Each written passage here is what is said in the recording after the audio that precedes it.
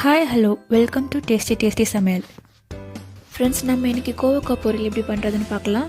யூஸ்வலான மெத்தடில் இல்லாமல் கொஞ்சம் டிஃப்ரெண்ட்டாக எப்படி பண்ணுறதுன்னு காட்ட போகிறேன். வீடியோ ஸ்கிப் பண்ணாமல் கடைசி வரைக்கும் பாருங்கள்.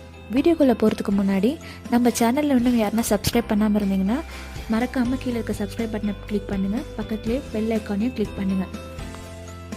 செய்ய ஸ்டார்ட் பண்ணலாம்.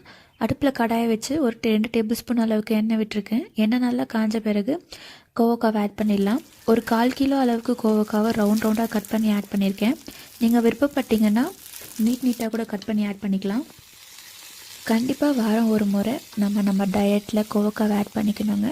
ஏன்னா இதில் பார்த்தீங்கன்னா அயன் சத்து, நார் சத்து, விட்டமின் B1 B2 கால்சியம் இதெல்லாம் ரொம்ப அதிகமாகவே இருக்குது.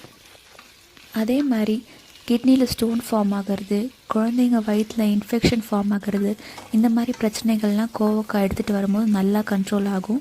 கோவக்காய் அப்படியே சிம்லேயே வச்சுட்டு நல்லா வதங்கட்டும். மெயின்வைல் நம்ம இதுக்கு ஒரு ஸ்பெஷலான ஒரு பொடி அடிக்க போகிறோம். அந்த பொடி எப்படி ப்ரிப்பேர் பண்ணுறதுன்னு பார்க்கலாம். பக்கத்தில் ஒரு சின்ன கடாயில் 1 டீஸ்பூன் அளவுக்கு எண்ணெய் விட்டுருக்கேன். எண்ணெய் நல்லா காஞ்ச உடனே 1 டீஸ்பூன் அளவுக்கு சீரகம் போட்டுக்கோங்க.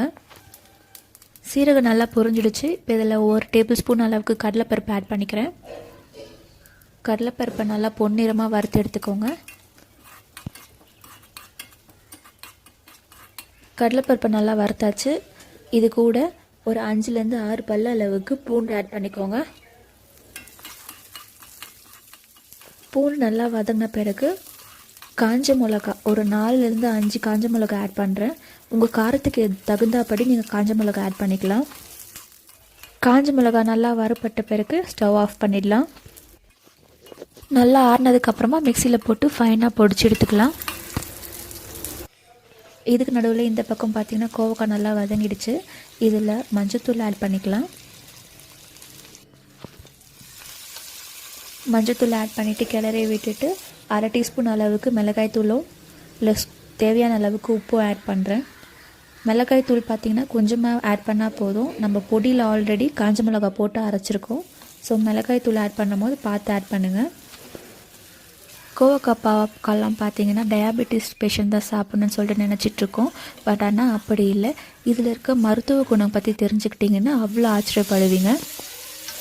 அது மட்டும் இல்லாமல் நான் இன்றைக்கி செய்கிற மாதிரி பொடி போட்டு செஞ்சிங்கன்னா கோவக்காய் பிடிக்காதவங்க கூட ரொம்ப விரும்பி சாப்பிடுவாங்க. காய் நல்லா வதங்கிடுச்சு. இப்போ இதில் நம்ம அரைச்சி வச்சுருக்க பொடி ஆட் பண்ணிடலாம். இன்றைக்கி நான் ஆற விடாமல் அப்படியே சூடோடு அரைச்சிட்டதுனால உங்களுக்கு இது மாதிரி மொத்தையாக இருக்குது. நீங்கள் நல்லா ஆற விட்டு அரைச்சி எடுத்திங்கன்னா நல்லா ஃபைன் பவுடராக இருக்கும். இப்போ பொடி ஆட் பண்ணிவிட்டு நல்லா மிக்ஸ் பண்ணி விடுங்க. ரொம்ப வதக்கணும்னு அவசியம் இல்லை. ஆல்ரெடி நம்ம வறுத்தெடுத்த பொடி தான். ஸோ 2 மினிட்ஸ் நல்லா மிக்ஸ் பண்ணிவிட்டு ஸ்டவ் ஆஃப் பண்ணிடலாம்.